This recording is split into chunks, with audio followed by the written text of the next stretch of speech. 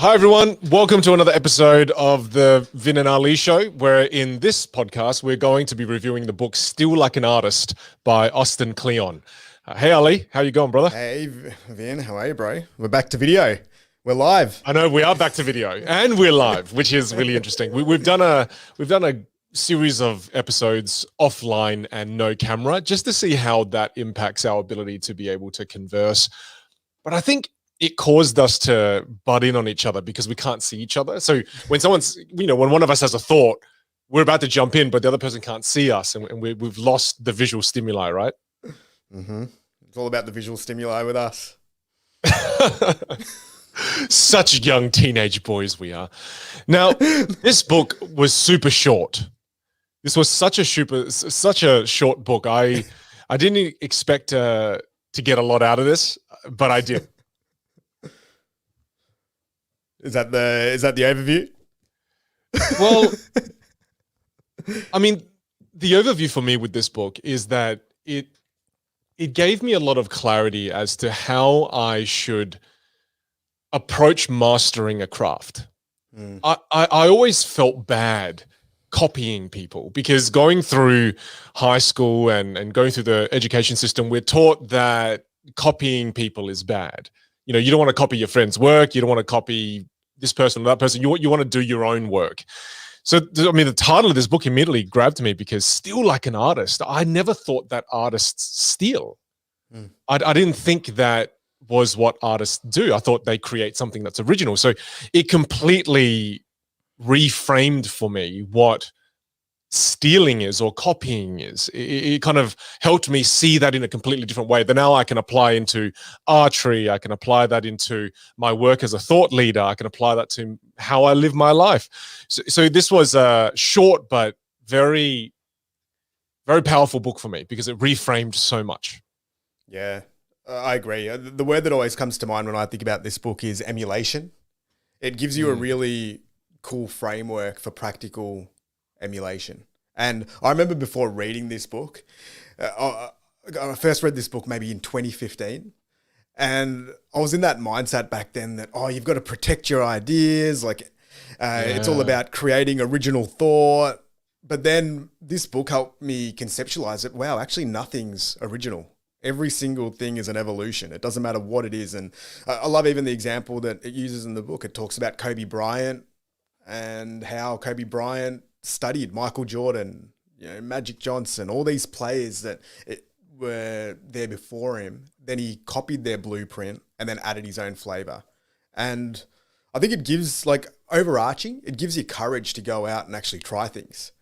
And that if you want to then try something new, we always talk about passions and pursuing those. This book actually gives you a pretty cool practical framework that says, all right, well, if you want to start something new, go and find somebody who's doing that thing that you're thinking about. Copy them a little bit, and then add your own little flavor, which is something. I think in that same passage where I was talking about Kobe, he was saying how Kobe wasn't able to exactly copy the moves from Michael Jordan because they're physically built differently. And as a result of him not being able to copy Michael Jordan exactly, he then made the move his own because of his inability. Isn't that interesting? And how he brought up a lot of comedians.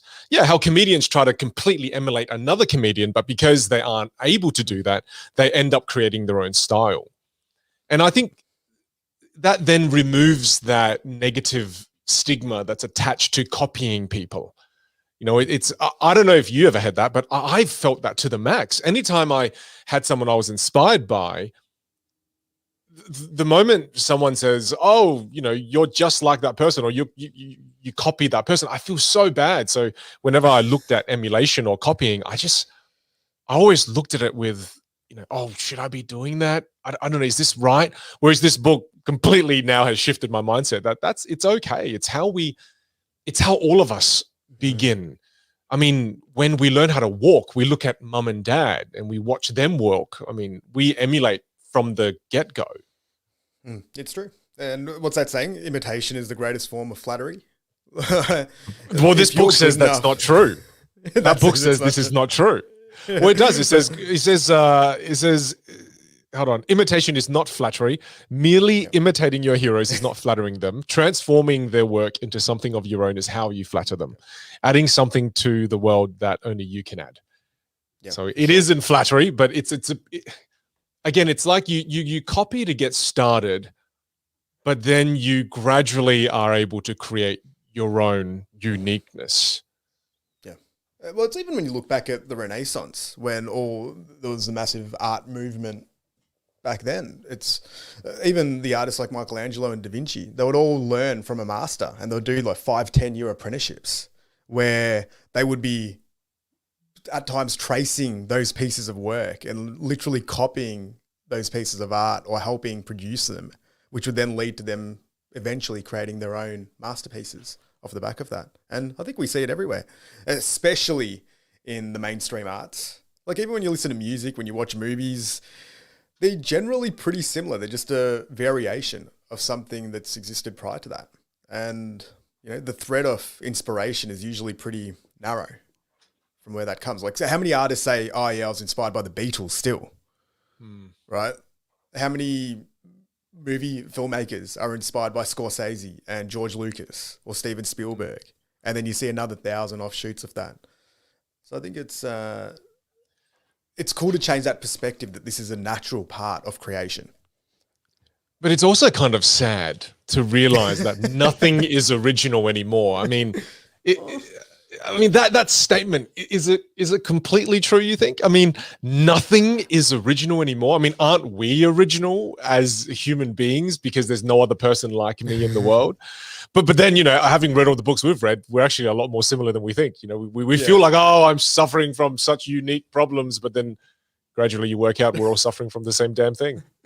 I think it depends on how you define originality, because I think there's always differences. Like even if I trace a piece of art as perfectly as I can, it won't be the same. There'll always be some level of difference, right? Now, maybe it's not true. Unless you're a computer, because computers can copy exactly, right? Yeah. Whereas human beings aren't able to do that. You're right. But even then, if you see a printed piece of artwork done by a computer, is it going to feel the same because it doesn't have the narrative and the storytelling and everything else behind the original piece? Like, I think there's always evolutions and a difference. Like, very, very rarely have you heard the same song twice that's exactly the same. Even when people play a cover of that exact same song, it never sounds exactly like it. So maybe there's nothing that's truly original, but I also think that everything is truly an evolution. Maybe that's my viewpoint on it. I love the quote where the author quoted somebody else who said, everything that needs to be said has already been said, but since no one was listening, everything must be said again. I feel like things come across as original because of that. It comes across as original because we weren't listening the first time.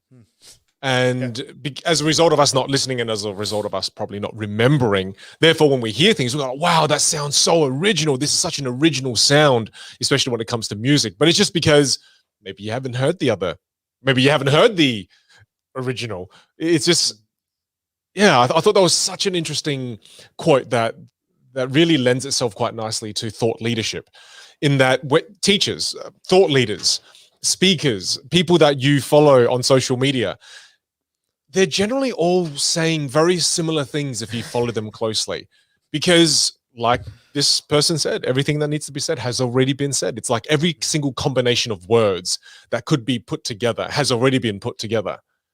It's it's a weird feeling still that, you know, that's strange. Do you ever feel that when you're creating something and you're like, oh, has somebody already done this before? Am I just replicating it? But then the reality is, from what I've found, is even if you reshare it, people either haven't read the original piece that you've referenced, they've maybe forgotten about it, it rejigs the memory. So, like, I remember I've tried No, I was just going to say, I remember when I first started doing keynote speaking and I thought, oh, I'm going to mix in magic and keynote speaking together. I bet no one in the world's done this before. This is so original. And I was in that kind of bubble for a while because I didn't search it online. And when I did search online and I saw that, there were magicians doing keynotes and magic since the 1980s, 1970s, I was so crushed. I was like, no, I thought I was the first one. However, what I will say is I was probably one of the first platinum blonde Asians to do magic. Asian Australian, Asian Australian, Vietnamese. Yeah. That's awesome. Yeah, I love it. But that's the thing. Even then, you're able to find, like, I think we spoke about the book, The 22 Immutable Laws of Marketing, where that really hits on that point too, is that even though you might not be truly original, you can always find a niche where you can occupy that part of it. Like, even when I look at what we're doing with this podcast right now, like, we're not the first people to do a podcast. We're probably not the first people to do a book podcast, but then there'll be some niche that we're ticking off where it's like the first long form co-hosted book podcast with this selection of books that Australian based, some storytelling, some practical tips from those books. Like, that will be our sentence niche that will get refined over time. But there's no doubt it ends up becoming original. Like, there won't be anything else that's exactly what we're doing either. And the niche is basically our 5 friends that we have. That's the niche. That's our niche. Yeah. John, Rob, Samantha, shout out to you guys. Do you know what's really sad? This is what we're doing. Did you just make up those names because you didn't have any friends, or are they actually real people? Yeah, I didn't want to put the actual 5 people that are listening to it on the spot. Because there isn't 5. Because there isn't. That's why you created such generic names. You've just outed us. Oh, gosh. We just losers doing a podcast. Hey, what's one of the lines in the book? It says, fake it till you make it. Right? Yeah. Well, let's bring that up. Listeners until we make it. Yeah. Well, let's bring that up because it's funny because some people look at the line "fake it till you make it" and they look at it as being a bad thing. They go, "Oh, that's being, you're not being authentic. You're lying to people because you're faking it." How do you feel about it? And what do you think about that line, "Fake it till you make it"? I love it. My whole life has been based on faking it till I make it. I've never been good at anything ever, naturally. So I've literally I'm that person that just goes in to something that they're really bad at and then has this belief that if you just keep doing it, you'll get okay at it. So I don't even believe that I'm going to get good at it, but I'm like, I'll get okay at it. So I live by that mantra of faking it till you make it. Like, whether it's doing this, running a business, whether it was early on in my career, like I remember being there. Because if you don't have that mindset, I think you go in a little bit too underconfident and you don't really take a chance on a couple of things. Because the opposite side to fake it till you make it is imposter syndrome, which we all also feel, where when you do kind of make it, you kind of feel like, oh, I don't fit in here, or I faked it to making it. So it's got this strange contradiction and paradox. But I love it. Like, if I'm sitting there feeling like I remember doing stand-up comedy and I was horrible at it, but it was just one of those things that I had to try. I'm still horrible at it, but it was one of those things that I wanted to do purely because I wanted to overcome that fear. And I remember watching Netflix and being like, how cool is that? Like, that person goes up there and tells jokes. Like, surely there's nothing more vulnerable than doing that, because it's just binary, right? Like, people are going to laugh or there's silence. And I remember finding this stand-up comedy course in Melbourne called School of Hard Knock Knocks, give them a shout out. And they did a 3-day course. And by the end of it, you end up doing a 5-minute bit in front of like 80 people. And I've done skydiving, I've bungee jumped, I've done all these other bits and pieces that are scary, having a kid. There's nothing that's been scarier than doing stand-up comedy for 5 minutes the first time. It is out of control. I agree. I mean, I've spoken in stadiums with 40,000+ people. And I remember you dragged me out in Chicago when we went to a comedy night and I had to do like a 3-minute set. And I went, do you remember how many times I went to the toilet that night? I've never seen you so scared and nervous. I was so scared and nervous. And there was only a room of 8 people left by the time I got on. And that made it even more scary. For sure. There's something about stand-up comedy where you're right. The fake it till you make it really does apply, because I mean, there's a line in The Word of Magic you made me think about. And the line in The Word of Magic is that a magician is an actor playing the part of a magician. So magicians have to fake it till they make it, right? In that we are faking the magic until you are astonished, and then we've made it. We've made it as an actor, and you believed in the illusion, and we made it. But you can't actually be a magician because they don't exist. But well, maybe they do, but I don't know of any that really exists. So if a magician is an actor playing the part of a magician, what that then means is that you're an actor playing the part of a whatever you are. So it's like you are a comedian. Sure, you're an actor playing the part of a comedian until you become a comedian, right? It's a fascinating quote that I think really applies here. Well, go back through that journey, because my stand-up comedy career was about 6 shows, so I don't think we can use that as a whole body of work. Because you never made it. It included 3 major international comedy festivals out of 6 shows. So come on. Okay, so it did. I partially faked it till I make it. But well, you did. I think I'd love to hear your story though. At what point did you go from I'm going to be a keynote speaker or I'm going to be a magician? Because you've actually done it at a proper professional level, to then when you then went from complete rookie novice to, oh wow, I've actually faked it and made it. Well, I think just to not take away from your glory, I think the fact that you did go to 3 international comedy, whatever you call it, festivals. That's pretty amazing. I might have just done what I've done for longer, but I won't take away from your shine. I felt bad. No, thank you. Thank you. Yeah, that's a really nice, weak compliment. I appreciate it. It really boosted me up there. It's what friends do. Anything is possible. Okay, well, let's take magic for example. Yeah. I remember when I first started practicing magic, I wasn't very good yet, but I would go out on Friday nights into the city to perform magic, because on Friday nights in Australia, the city, it opens late.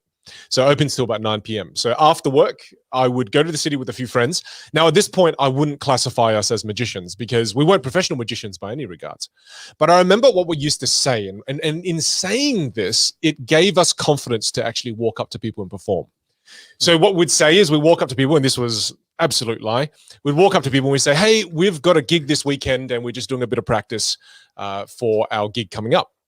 We're professional magicians and we'd love to show you a piece of magic. Because we found that when we just walk up to people and say, hey, do you want to see magic? People go, no, I don't know what this could be. This could be something terrible.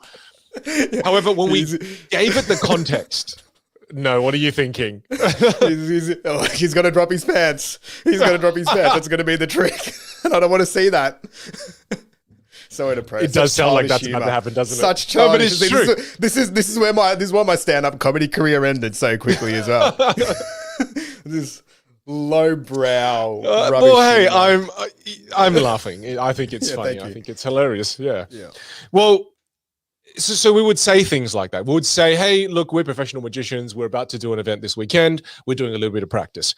We wanted to get the gig on the weekend. Like we genuinely were yearning for that. And we faked it in that sense, in that we were saying, yes, we're practicing for this gig we don't have. And I kid you not, about 6 to 8 weeks of doing this, then we actually started to get work on the weekends. I mean, I remember specifically, we're doing this in Rundle Mall in Adelaide. And at the end of performing this trick, because we primed it with, oh, we're just practicing for a gig this weekend, one person asked us, how much do you guys charge to come out to a private function? I was like, what?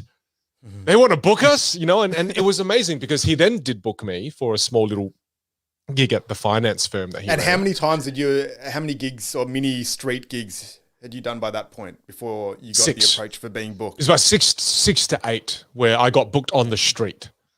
Yeah, okay. And that was, and to me in my mind right now, that's such a clear example of fake it till you make it.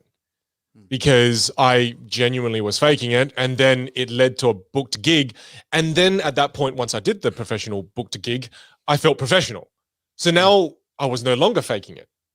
So it's just, it's this really weird mental game we play with ourselves. We need validation before we feel we're a certain thing. It's like, at what point can I call myself an archer? I've got a bow right here, right? Does that mean I'm an archer? Or does it mean I have to go win a state level competition to be able to call myself an archer? It's to me, what gives you the right to call yourself the thing that you're doing? I don't know. What is it, Ali? Once it's on LinkedIn. Yeah, once That's it's when on it's official. Oh That's man, I when should it put becomes- archer on there on LinkedIn. I should put magician, archer, camping, professional camper, professional fire starter. I love Yep. campfires. Oh, it's amazing. Yep. Dude, I even last night I was grooming my dog, so I put dog groomer as well on there. I For wash sure. I think cars we need to go also. update our LinkedIn for sure. Like I've got Lego enthusiasts. That's it. No, but yeah, Great husband. And then when going back to the magic example, so Yeah. was there a moment? Because I think what happens as well with a lot of people is maybe they'll try that once or twice, and then they'll have a negative experience, and then they'll retreat because that one person will be like, "No, piss off! I don't want to hear your magic." And then that whole like, "Oh, what? I've been practicing this trick for 4 years and I finally got the coach to go and practice it in front of you and now you don't want to see it and then you've teased me about it or you haven't liked it."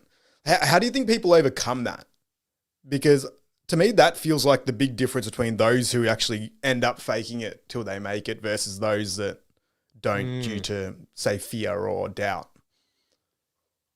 How do they overcome that? I think it's many it a things, and mindset? I'd love to hear your thoughts as well. I mean, from my point of view, thinking back to the magic, because you know, when we first did this, we were gross teenagers. We had dirt under our fingernails. We were slightly greasy. You know, we like I dressed terribly, and you know, you walk up to people, you didn't think about your breath. And you just spoke really awkwardly, and I had acne all over my face, and it's just like, it just wasn't. So you know, 7 out of 10 people would say no when we walked up to them. Yeah. And what kept us going? I mean, I think it was my desire to create astonishment. The feeling when you amaze someone feels great, man. I mean, and I think people might feel this in business as well. When you do something great for a client and they love it. I mean, not just them saying, "Hey, that was really good," but them going, "Oh my, that was amazing. This was the best thing." Like that is when you get a sense of that, when you know the 7 say no and the 3 say yes, and then out of the 3 that said yes, you were able to astonish one of them. That one feeling of astonishment that you're able to create for others is so intoxicating. It's so euphoric. Yeah.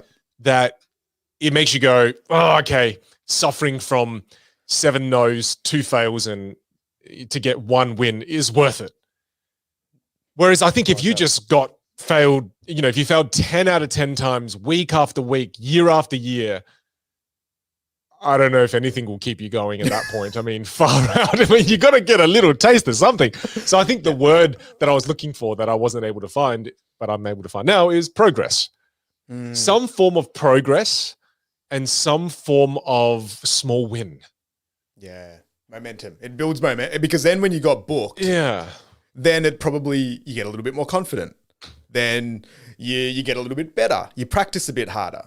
You get booked again, and then it leads to something else, right? Like I think there's some magic in that, pardon the pun, around just giving it a go for a consistent period of time, right? I would also say doing it with other people. I did it with my cousin Hung, my cousin Dong, and also my cousin Dan. So I did it with, and a friend of mine named Hui. So there were 5 of us, and it was interesting to see each person had a different level of resistance to failure, resilience, different resilience. And one of my cousins, Hung, he had like it would crush him when people said no. And we'd have to all sit down and counsel him and say, "Hey man, like it's okay, don't worry, you know, let's try again." And it would just crush him. And I think we used to be caught up on the question. We used to say, who could say no to magic? I mean, magic is one of the best experiences ever. How could anyone say no to this? And then we learned the most powerful lesson ever, was that people weren't saying no to the magic. They were saying no to us. Yeah.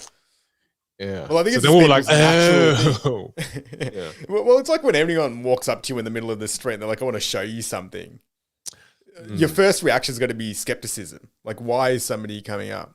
Right? Like, I think It's like that's why I admire street magicians so much as well. Like just how they put themselves out there. Well, street performers in general. Yeah. Yeah, street performers. Like it's so cool, and it's so the environment's so unexpected. Like you don't know whether it's going to rain. Like is a kid going to come running out at you? Like it's not a controlled environment, so it takes a fair bit of courage. But yeah, that's cool. I think you hit on some really awesome points there around progress, surprising people, resistance to failure, and embracing it. Yeah. I think that's and we filmed it. We filmed it. We filmed all of it. Yeah. And by filming it, we're able to review it. And that's when, I mean, for us to be able to learn that we can't just say, hey, can I show you some magic? To learning how to say, hey, we've got a professional magic gig this weekend. Do you mind if we practice a few magic tricks with you? I mean, that line alone increased our conversion rate dramatically. But I mean, keeping to the theme of the book, it's interesting that we had to fake it to feel more confident. Faking it made us feel more confident. And the question I originally asked you before was, at what point can we claim to be what it is that we are doing? It's like, when can I call myself an archer? I wanted to get your thoughts on that. When can you call yourself a golfer? You know, when does that transition process happen? Because the faking until you make it part, the faking it part happens before. And then when you, whatever that thing is, all of a sudden when that happens, and you go, oh yeah, I'm a golfer. Yeah. Well, would you say you're a golfer? I think it's irrelevant. So I'm going to go a little bit out there, right? Because you can call yourself whatever you want, right? Okay. That's an internal driver. So I'd view that as, if you, like right now, if you call yourself an archer, that's fine. I think if you want it, I think what you mean is, when is it adequate or normal to do that? I think it's maybe when you get some external recognition of some sort.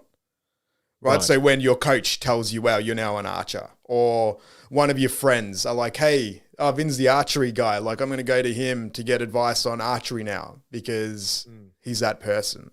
Or as you said, you win a competition or an award for it, maybe. Like, so I think there's different milestones as well, because the beautiful thing about calling yourself something is that there's no real defined endpoint. Like I feel like if you play a round of golf, you can call yourself a golfer. I'm not going to take any offense to that. That's perfectly fine. But then if somebody said, who's the first person you think of when you go the word golfer, who is it? You're then probably going to think of Tiger Woods. Like, I'm not going to think of that person who's played one round. So there's a very big spectrum. And the beautiful thing nowadays is that we live in a world where you literally can call yourself whatever you want, and you can do it publicly, and no one's probably going to call you out on it. So the opportunity to actually fake it as you make it. Like, I love the concept of influencers. Like, that's literally like, I'm going to take enough photos of myself in a different variety of clothing, and I will influence you off the back of that. Like, what an awesome, like, I give that credit. Like, people sit there and you hear the criticisms that say the Kardashians get. You know, and it's like, oh, they just lucked out and, you know, there's no real skill or talent. I say bullshit to that. I think that the Kardashians, look, I'm not fans of them and I don't align with whatever it is that they're doing, but you've got to give credit where it's due, because to be the first people to completely monetize social media as a platform and to have it done by your whole family, you know, like their mum, Kris Jenner, is an absolute genius how she's created that ecosystem that essentially we're the first people to commercialize products and then making their own products and owning it and turning it into $1 billion business. Like, imagine what they were copying at the beginning in terms of, why are you guys even famous? You don't even do anything. Like, it's just a show off your life. Like, all of these criticisms on it, I think it's such a cool example of nearly faking it till you make it. But it's interesting how everywhere. Yeah, definitely. I mean, back to that point of, you know, when can you call yourself that thing? You mentioning how it's externally driven, when you get a little bit of that external feedback. I think also internally, when you decide you're going to be a certain person. It's like for me, when I decided to get the bow and arrow and to get my recurve bow, on the day I decided to do it, I decided to do it. I mean, I feel as if, and hopefully this archers are listening to this. You're not an archer, but to me, on the day I decided to do this, I deemed myself to be an archer. that's the day. I feel like internally it can be driven too. I think it's a mix of internal and external. And if you only have one, you're kind of left a little bit lopsided. You kind of go, oh, am I though? So I think you've got to have both. You've got to internally decide, no, this is who I want to become. This is who I am as of now. And then a little bit of that external feedback as well. And I think the balance of the two is when you go, oh yeah, I'm a golfer, I'm an archer, I'm a magician. Yep. So it's probably a bit of both, isn't it? Yeah. For sure. And I think it's more that, I really think it is, the more that we speak about this, it's that internal feeling of when you get past imposter syndrome or partially past it. Then I think you hit the next milestone. Right? And then when you reach for the next milestone after that, you feel imposter syndrome again. Yeah, for sure. It's just a cycle. It's a cycle, yeah. Going. It'd be the same even when, like the sports analogy, like that player will become the best high school player. Then they'll go to college. But now all of a sudden they're at the bottom of the food chain. So they're still a basketballer, but now they're at the bottom. Then they go through college. They might be one of the top ranked draft prospects for the NBA. So now they've hit the top of the college game. Now they're not an imposter anymore in the college system. But then they go into the NBA. They've started at the bottom again. Like, oh, where do I fit? How am I going to be a decent rookie? Then you have to get like a 5-year career, a 10-year career. Then it's like, all right, am I a Hall of Fame player? Then out of the Hall of Fame, where do I sit there? Am I an imposter in the Hall of Fame? Am I one of the greats, or am I just like the bottom person? And like, so you can probably mess with your own head throughout every single part of the development journey if you really want to punish yourself that way, or you can just enjoy doing what you do and call yourself whatever you want. Well, I think the next point to that then is, what do you want to fake? Right? Yeah. It's an interesting question to ask yourself, is that if you already feel comfortable with who you are, and if you're looking to grow from where you are currently, then what are you going to fake? What would you fake moving forward if we start to use this into our vocab? What would you fake next? It's such a good question. I hate that you asked that, because I was thinking about that answer even when I was reading the book. Whereas I think 4 or 5 years ago, I had more clarity around who I wanted to try to emulate and fake. Right? Like, even when I look at yourself, like I remember seeing you 4 or 5 years ago and being like, wow, what a cool way to like communicate messages, watching how you did keynote speaking and even the things that we're doing right now. So that was probably a journey that I was looking at 4 or 5 years ago around improving communication skills and storytelling and sharing lessons that we learn. Whereas now it feels like, oh, that's progressed a little bit. Has it been fake till you made it? Who knows? But it's a lot more developed than what it was before. So that was an emulation that I looked at and a blueprint. I always look at it like as blueprints. I remember reading, we've spoken about Tim Ferriss's The 4-Hour Workweek. And I remember working at the time and reading that book and being like, here's another blueprint. Can you then fake entrepreneurship, right? Starting a passion-driven business and getting that happening. So that was a blueprint that I wanted to then fake. I remember looking at people like, you'd look at Branson and Steve Jobs as entrepreneurs as it sort of grew. And it's like, all right, well, how do you then keep creating and innovating products and growing? So then you look at their blueprint around what they did. So I'm a big fan of finding blueprints. At the moment, I think one that I'm probably looking at a lot of books and a lot of authors. I'm pretty interested in writing now. So that might be one. Like, I don't think I can call myself an author, and I'd love to one day call myself an author at some point in the next 5 or 10 years. And that's even a journey that I'm pretty keen to share as that happens, like the whole faking it till you make it experience. Because I think there's something really special in that too, is we don't see enough off the beginning of the journey where people were faking it and then how it then progressed into that reality. Because I think that's inspiring for a lot of people to then be like, oh, wow, like that person who was so shit at that thing, we watched them like learn and fail and fall over live. And then it ended up being a best-selling book or whatever it is.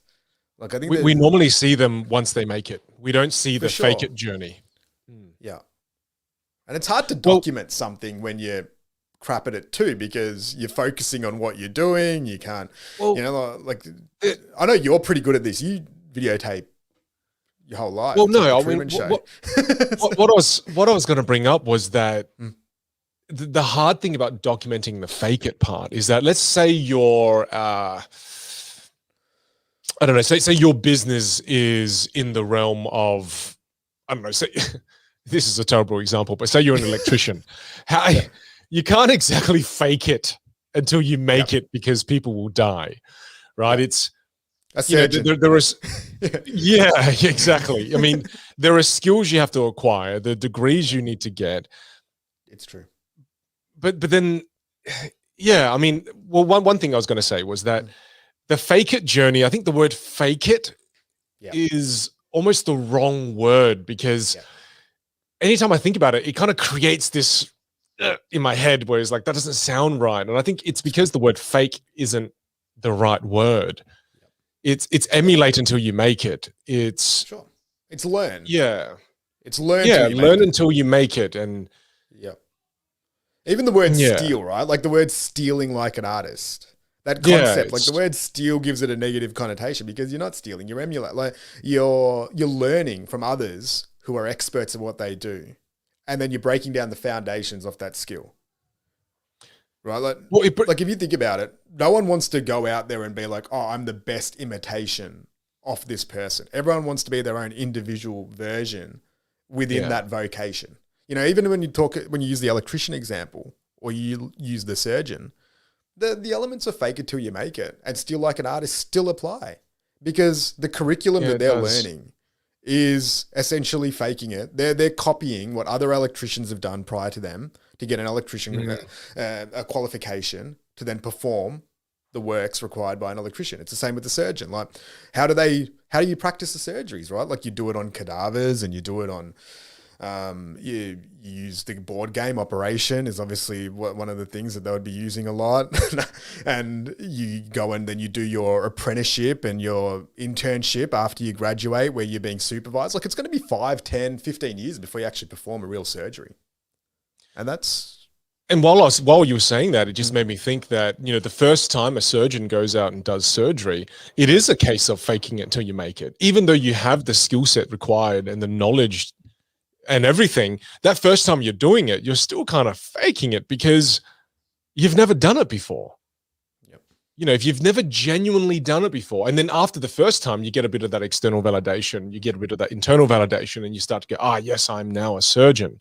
So we always have to go through that process, which brings me to another point in the book that the author makes. And it's that he says, make things, know thyself. It's the act of making things and doing our own work that we figure out who we are. You are ready. Start making stuff. And again, it's bringing us to the point that as we make, we discover, and we're able to get to know ourselves. Whereas I think a lot of people want to know who they are. And I wrote down an analogy that I thought of. It sounded better when I wrote it, but now repeating it, it kind of seems stupid. But it's like you knowing yourself is like a brick wall, and you can't know yourself you can't know yourself within a brick. You are the wall, and the act of putting the wall together is the act of you getting to know you. Does that make sense? I think it's a series of actions, what I'm trying to say, that leads us to gradually being able to get to know ourselves. And key word there is action. Because we were both young once, and we know what it's like. I mean, you don't know what you want to be when you grow up. You don't know what you want to do. And then what do you do? How do you solve this universal problem? You try things, you do things. And as you try things and you do things, you go, I hate that. And people often then very easily think, if I did something and I didn't like it, it's a complete waste of time. It's not. It's a complete waste of time if you keep doing it, but it's not a complete waste of time if you change and you do something else. It's like in algebra. How do you solve for X? Well, you have to work out what the other variables are and work out what one variable is at a time, and then you gradually can solve for X, which is what you want to do later. For sure. And I think even when you look at just the trends within some of the books that we've been reviewing over the last 16, 17 episodes, there's so much off this, which is around taking action, forming habits, mastering skills, trying things, playing. Like if you look at even our DNA, I think we really align with this concept of it's fine. Like I hate it when people have that notion of themselves that, oh, I'm not that person. I can never be that person. I can't do that. And I always like questioning that because I'm like, well, you don't know yet until you've tried. You know, like come back. Like one of the things that I often find myself saying, I'm like, do whatever that thing was for 20 hours and then come back and say how you feel about it.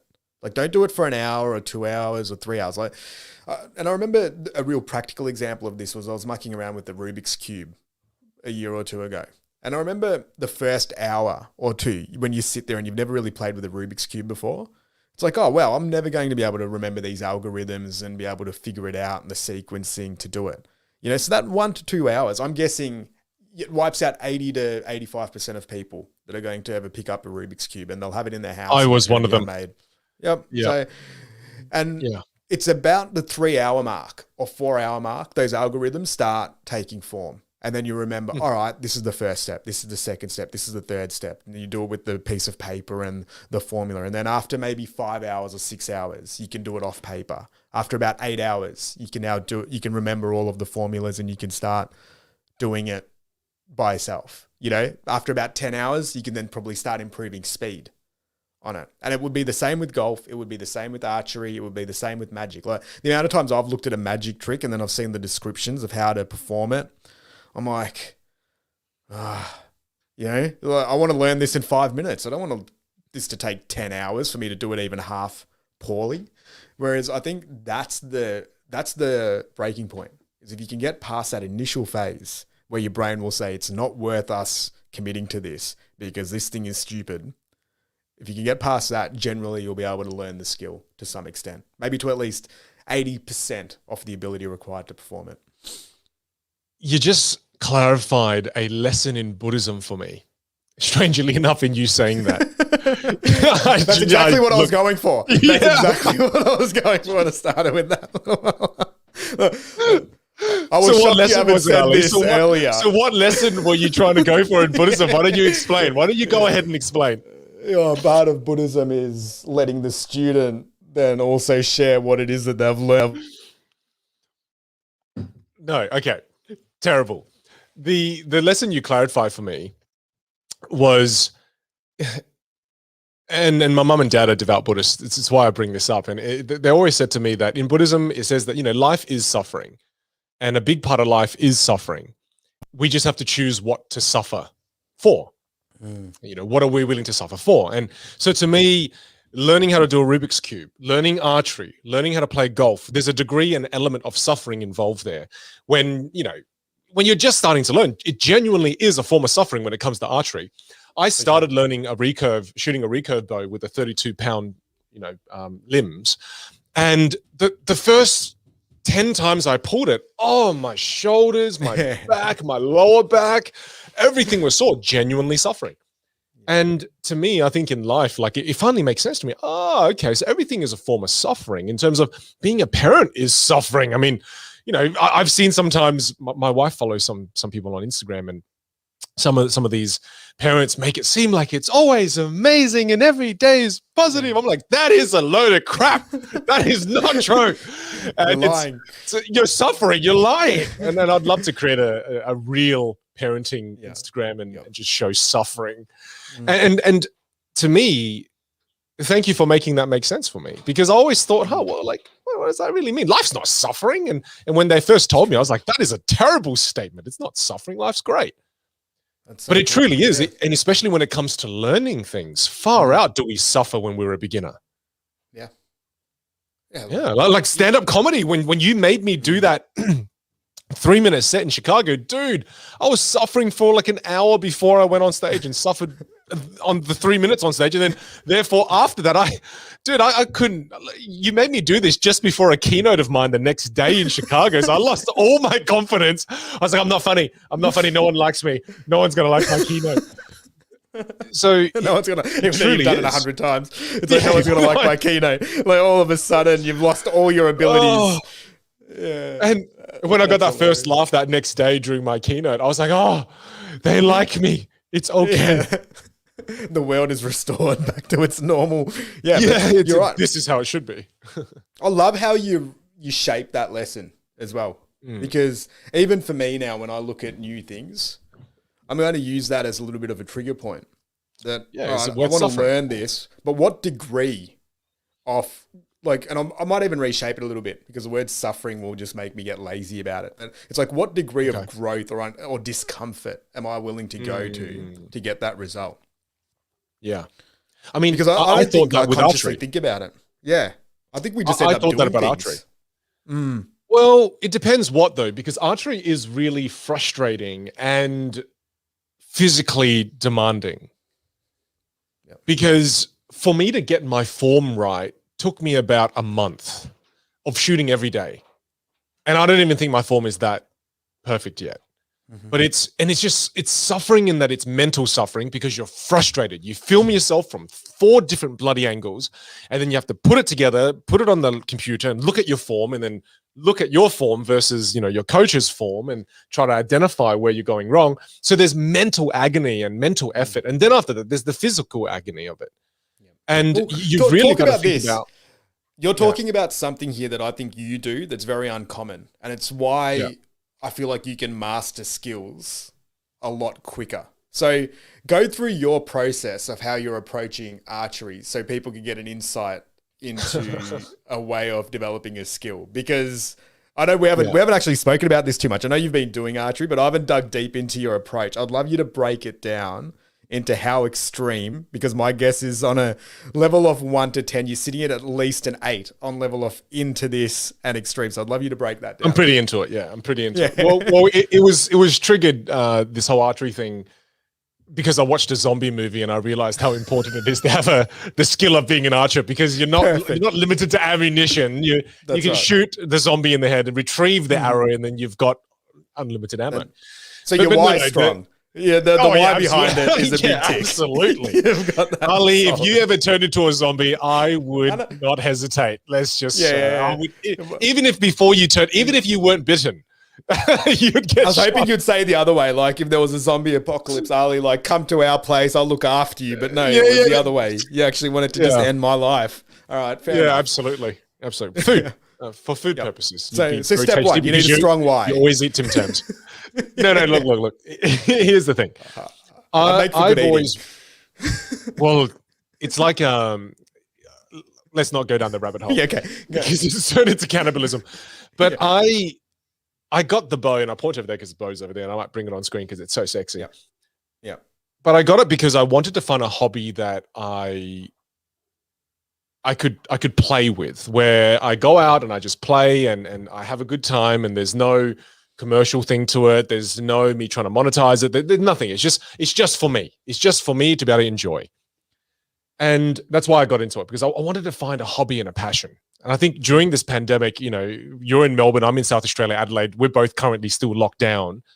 And having a hobby that I can work on really helps with my level of happiness through life, especially during lockdown. And the moment I got the bow, the moment I got this, the first thing I did was I watched every single video I could on YouTube about how to shoot a recurve bow.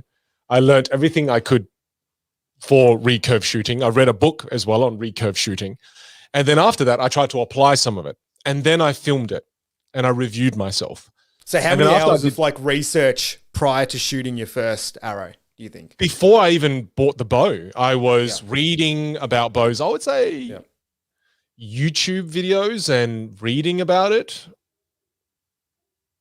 Oh, I'd spend close to maybe 20 hours. Okay. When I obsess over these things, about 20 hours of obsessing over it, looking at which branded bow, which kind of stabilizers I want, which sights I want, why one is better than the other. So I did a ton of research. And then once I did that research, I took the action and I bought it.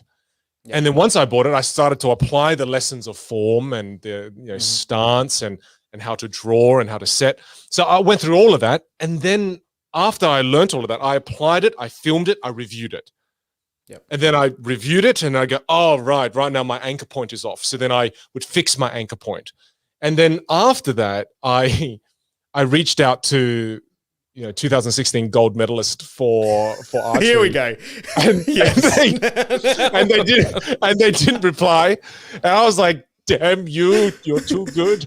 And then I thought, silver medalist is good too. So I reached out to a silver medalist Olympian, Jake Kaminsky from the USA. And he replied, and I'm getting him to review my form videos. So he started reviewing my form videos. And to me, first, do your own due diligence, obviously. Learn yourself as much as you can before you ask questions. That's one of the things that this book actually recommends. Before you ask a question, do the research. Try to find the answer yourself. So to me, do that, review it, apply, review it, apply, review it, apply, and then get the best expert you can get access to. Because I can tell you, from the day that I got Jake to review my form, the very next day, my grouping of arrows, unbelievable. Unbelievable. People who are experts and have done what they've done for 20 years can see things that you can't see as a beginner. And far out when you get that, it's and that's where I'm at right now. Cool. Right now, I'm just, every month I film a sequence of my videos and I send it to Jake, and he's able to review it, and I improve immensely. And do you have goals? Like, is there, with archery, how can you measure your progress? It's the groupings. So basically, I track all my groupings with my phone. I just, I do shots from 10 meters, 20 meters, 30 meters, 50 meters, and I track my progress as I go. Those random photos I send you of, look at this, all these arrows are right. The grouping is great. So I track my progress via the groupings, and I've got these sheets that are targets, and I track my score. So it's a very, you can track yourself very accurately.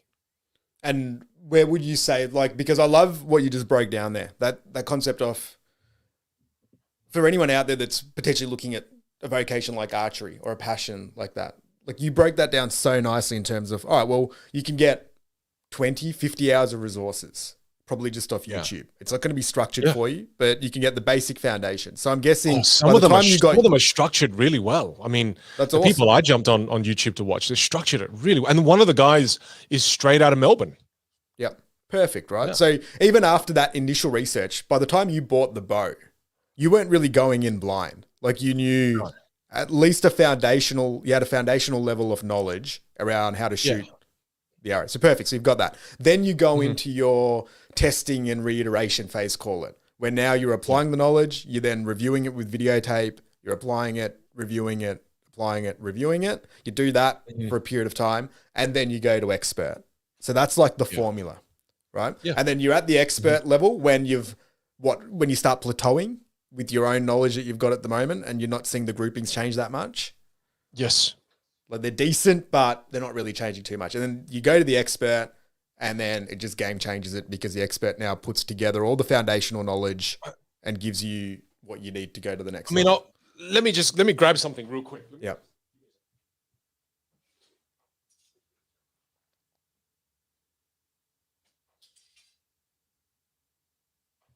Okay, can't find it, and I don't want to stall for too long, otherwise things will get weird. But it's probably not going to help all the people listening to it as audio. No, it doesn't help all the people. But I was trying to find an arrow that I had, but I think my son took it to play with it. Yeah. But the moment I got the coaching, I split an arrow. Yeah, wow. So it means I shot 2 arrows in the exact same spot. Like, my grouping started to get so tight. Yeah.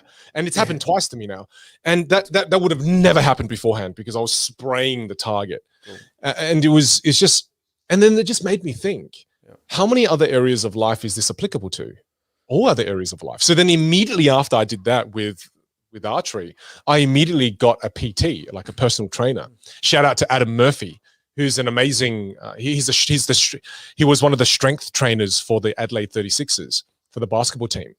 And he's an unbelievable PT. He gave me a workout that's going to help me build more back strength. And now when I pull a 32-pound bow after his training for about a month, I can shoot for hours on end without feeling any soreness. So to me, I never understood the value of a coach like I feel I do now in the last 2 examples, for archery and for strength training. It's been unreal. Yep. And I think I used to think, I don't want to spend money. I think for the listeners out there, though, that the formula that you apply to learning, I think, is one of the best. in terms of rapid mastery of skill. Like it takes a high level of involvement and investment, but for people out there that want to fast track it, I think that method that you just explained, there's nothing better than it. See, I do it. I go the other way. I like dabbling, right? So when I learn and pick up a skill, I'll go in with very little expectation because I want it to feel like I can always exceed. Like I want to always surprise myself as I'm learning that skill, even if I'm doing it poorly, rather than trying to master it straight away. And then I'll do it over a period of time. And then hopefully if all the dots then combine, then I'll have a relatively decent level of mastery. So I won't do it. I'll try to get to about 80% of conceptualizing whatever it is. And then I'll make a decision of, okay, how far am I willing to suffer for that thing? So I leave a lot unfinished. And then I might come back to it in a couple of years' time, or I'll let it sitting there and play a little bit more variety with it. So it's more of a generalist type of mentality where I'm just trying a vast variety of things, and then dabbling, coming back, dabbling, and then slowly, hopefully there'll be some sort of improvement. But I have learned also from you, when it gets to something that I'm really into now, I've stolen from you that methodology of go and find somebody who's really good at it. So for the things like that I take really seriously, like say business, for example, we'll have some of the best advisors coming in and giving us expert advice and coaching. But yeah, I love your formula of how you acquire and develop a skill. But for other people out there that are listening and they're like, oh, well, I want to try something, but I don't want to go full Vin and spend, 50 hours on YouTube or get the best coach, like a silver medalist coach. Like that's one option. The other option is just go and give it a go. Like at least get started. Use the basics of that where you can do your own self-review and iteration.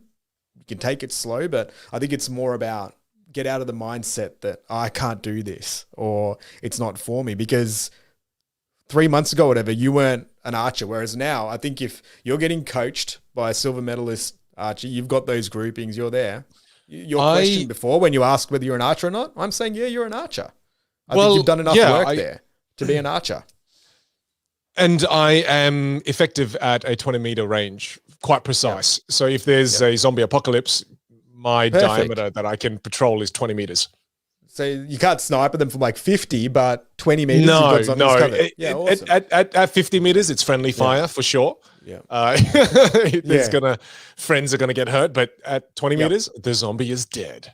Yeah, awesome. Yeah. That's a pretty cool tick box. Like as life goals go, not many people can say I can shoot a zombie with a bow and arrow from 20 meters. At 20 meters. Yeah. With a 95% level of certainty that I'm going to hit them. Well, that's a great milestone. It really is. I should celebrate it later. Yeah. But that's going to go on your LinkedIn. Yeah, I love in brackets, effective only at 20 meters. You're also the type of person where I wouldn't be surprised that like Brisbane 2032 at the Olympics, Vinh Zhang's sitting there competing for a medal. But just because you've gone so all out on it. I reached out to a few people and I realized that Dave Barnes, who is the current Olympian for archery for Australia, is I worked out he is a client of my accountant, and my accountant's going to be able to set up a lunch for us to be able to have lunch together. So to me, I just love. To me, a huge part of pursuing these new things, I love connecting with people. Connection is one of the things that keeps me inspired, because, back to one thing you said before, while you're on your journey of fake it till you make it, while you're on your journey of emulation, what keeps you going when you fail? And to me, what keeps me going is having inspirations, having people that inspire me, being able to have access to people like this, even if it's a few. I mean, I remember I sent to you when the silver medalist replied to me. I was like, oh my God, Ali, you replied to me. You agreed to coach me. But it's like, so to me, you have to create your own inspiration that becomes your fuel source when things get hard. Because it's not like inspiration just comes. You have to find it, especially when you need it most. If you're sitting there waiting, then man, you are doomed. But if you understand that, you have to keep creating inspiration for it to happen. Yeah, it's cool. So to me, the other thing, just as you were saying that's a bit of a lesson there, is I love how you're not intimidated by going to that top level expert and then not feeling inadequate while they're then teaching you. Because I think that's the other part. When people are learning a skill, and I've seen this a lot, they'll be like, oh, I'm just so far away from my coach's ability or what their expectation is for me to achieve.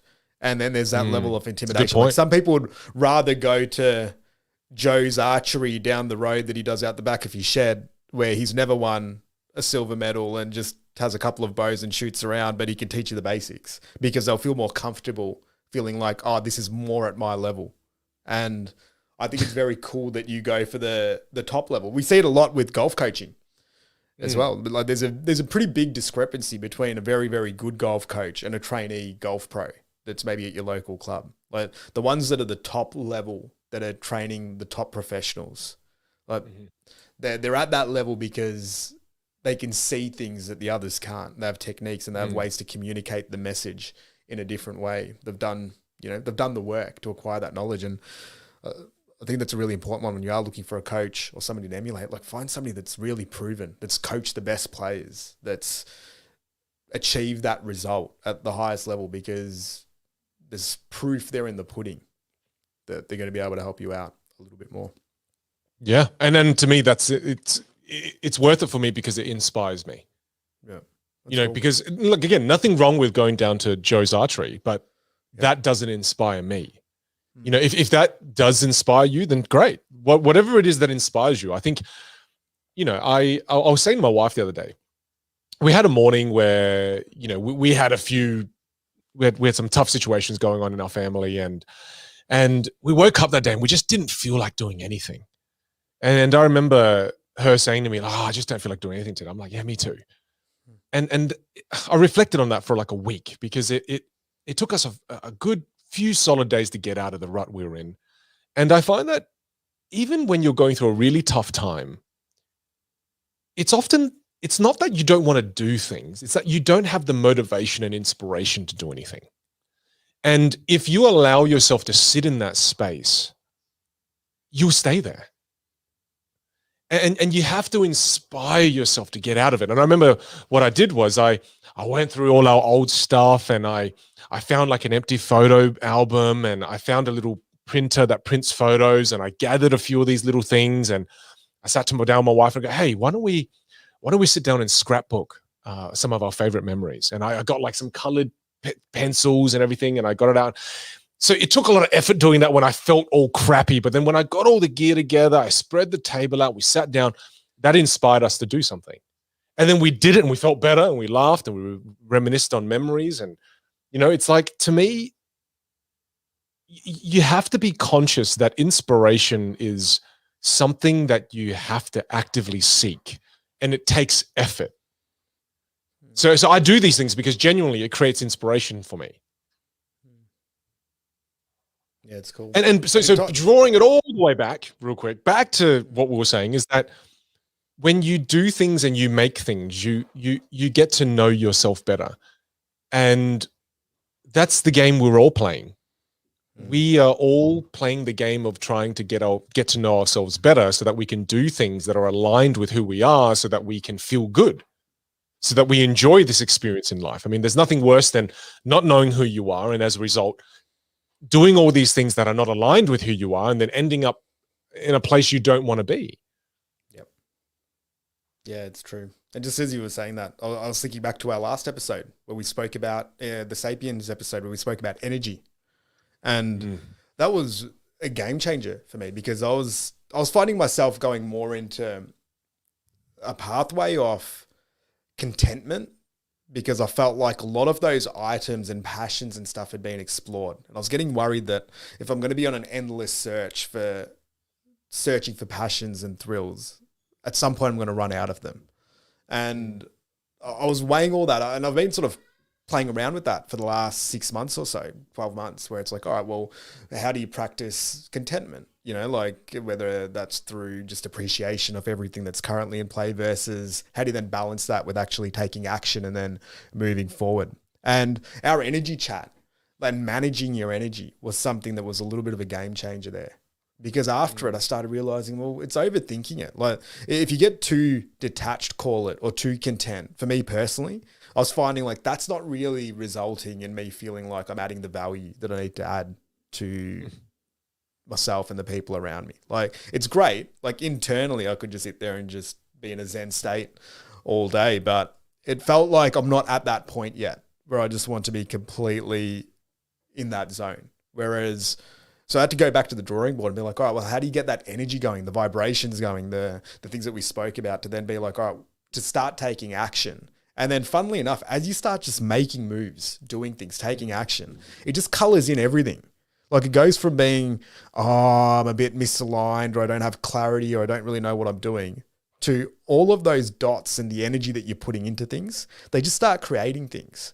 Like, I love Asana, the project management tool. I have all ideas and stuff in there. So I'm really lucky that there's 4 or 5 years worth of ideas, concepts, actions. So that was one of the first actions that I took, is I just started making a list of all the different bits and pieces that I could potentially act upon over the next 2 to 3 months, and then listing those down.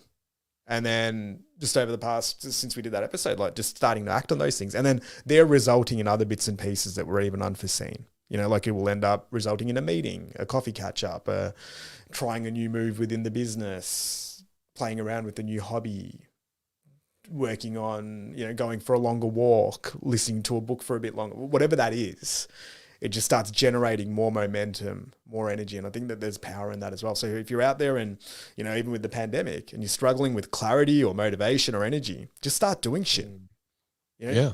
And it's such a cool message in this book is do stuff. Don't overthink it. If you don't have enough in there, and then for other people, it might be the other way. They've got too many things and they need to actually take some stuff away. They need to subtract from it and simplify things a little bit so they can do the things that are more important. But if you're in a bit of a meh type of position, or you're looking for some inspiration, this is potentially the formula for that. I'll give you one more example at the risk of being nauseating. Is that when we were in South Australia, we were announced that we're having a lockdown last week. You know, I remember thinking, part of me was thinking, oh no, I mean, I had gigs in Sydney, I had things booked, but Sydney was locked down. Then I had an event in Adelaide, all cancelled, and plans for the family all cancelled. We're going to go camping and everything. And then I remember sitting there going, yeah, okay, lack inspiration. This is lame. And then just kind of felt shitty for a little bit. But then I thought, I went out to the car, I got the tent, I got the, you know, all the mats, I got the sleeping bags, I got the everything. I cleared the yard, I mowed the lawn, and then I put up the tent. I blew up the mattresses, I hung the lights, I put down the guy lines, I did everything.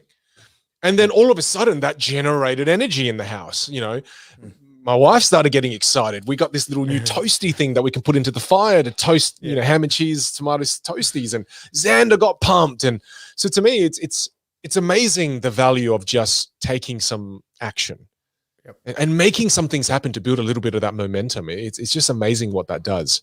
And you made me think of one more thing. I started doing Lego with my son, and I gradually will do the Lego Jeep that you bought me. I will. But right now I'm doing little animal Legos, which are, you know, they are about maybe 15 pieces to complete, you know, 12 moves to complete, 15 moves to complete. And I remember my son looking at it at the start, Xander, and you'd see him feel very overwhelmed because, there's just, you know, there's too many things, there's too many pieces. But then as I just looked through the instructions one at a time with him, handed him the piece that he's got to put on, he puts it on.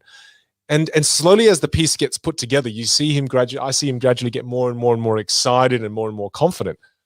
And I think that's the same with all of us. You know, we're all Lego, and we're slowly piecing ourselves together one piece at a time, except we're not 15 to 12 pieces. We're more like bloody 1,000 or 2,000 piece Lego set. And when you look at it, it's overwhelming. But as you just take action and put piece by piece on, you gradually start to get hints about who you are. You know, it's like, ask me 3 years ago, and I would say, no way would I get into archery. No. Why would I do archery for? That's a waste of time, right? How can I monetize it? Can't monetize it, waste of time. Like, and then that was because I didn't realize that there was a part of me that, you know, I'm a multifaceted person. I'm not just an entrepreneur. I'm a person outside of that too. And it took me putting pieces together for 3 years before I realized, I really like archery. I really enjoy camping, you know, and put together the pieces. Don't let all the pieces overwhelm you. Just put one piece at a time. And you'll start to discover some things about you that will really surprise you. And that, to me, there, when things surprise you in life about yourself, that is by far the most delightful thing I think that can happen in life. It's true. Yeah, I think that's just, it's so delightful. It's that internal feeling of exceeding your own expectation. You know, like I think when you get things that are externally validated, you know, if you're sitting there hunting for compliments or external admiration, all that, I think that to me is fleeting. There isn't, it's more like hitting a goal and then an hour later being over it. But where you have that internal feeling of achievement, where you've overcome that own, like your own resistance or resistance to fear or failure, whatever it is. And then you get that outcome in your head. Like for you, it might be when you get a certain type of grouping. So you split the arrow, right? Like no one's watching you do that. No one really cares if you split the arrow, but internally, my wife doesn't care. No, I wish she cared. Care.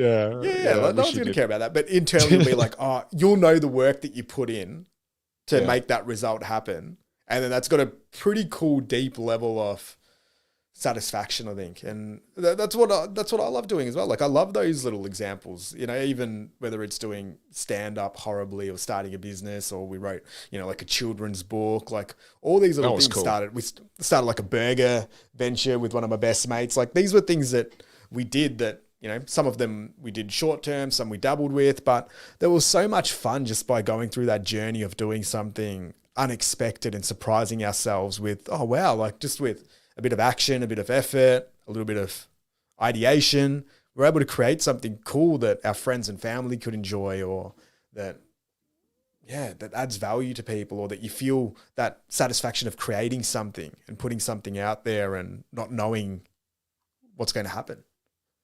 It's cool. One of my saddest reflections that I had in the last few days that I wrote in my journal, which is ta-da, is, sorry for the people listening, I was just showing my journal with the sound ta-da, just for clarity. It's like, why did you make that sound? Yeah. I wrote down that up until the last few months, I didn't know that life could be fun.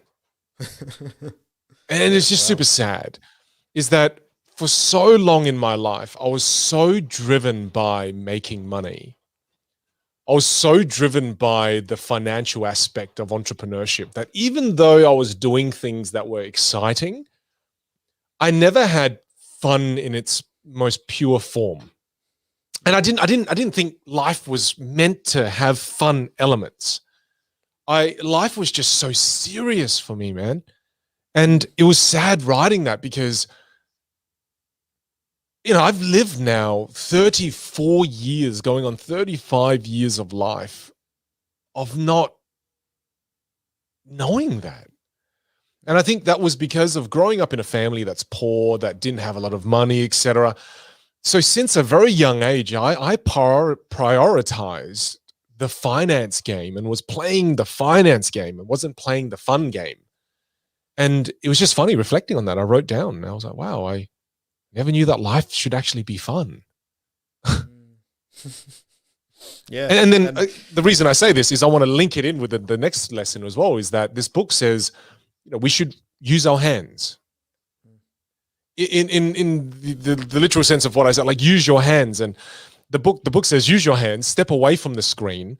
You don't need a scientific study to tell you that sitting in front of a computer all day is killing you and killing your work. We need to move. We need to feel like we're making something with our bodies, not just our heads.